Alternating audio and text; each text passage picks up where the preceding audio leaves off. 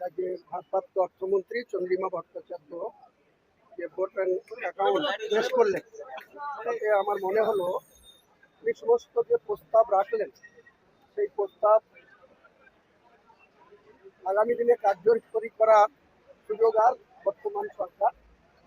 এসে পাবে না। রাজ্য বিধানসভায় বা রাজ্য সরকারের নবান্নে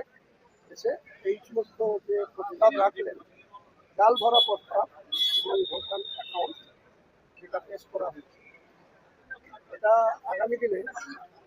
বাংলার মানুষের কাছে একটা ডাল ভরা বচন বানিয়ে উনি শোনালেন। সামান্য আইসিডিএস এর কর্মীদের 1,000 টাকা অনারিয়াম বাড়িয়ে, আশা কর্মীদের 1,000 টাকা অনারিয়াম বাড়িয়ে, যে আশা কর্মীরা কিছুদিন আগে কলকাতায় তাদের 15,000 টাকা অনারিয়ামের দাবি করে আন্দোলন করতে এসেছিলেন, পুলিশের লাঠি খেয়েছিল, সেই আশা কর্মীদের জন্য 1,000 টাকা অনারিয়াম বাড়ানো হলো আইসিডিএস কর্মীদের। এবং শিক্ষা দপ্তরের যে সমস্ত কর্মী যাদের ন্যূনতম 18,000 টাকা স্যালারি হওয়া উচিত, তাদের ওই কোথাও 8,000, কোথাও 9,000, কোথাও 12,000 করে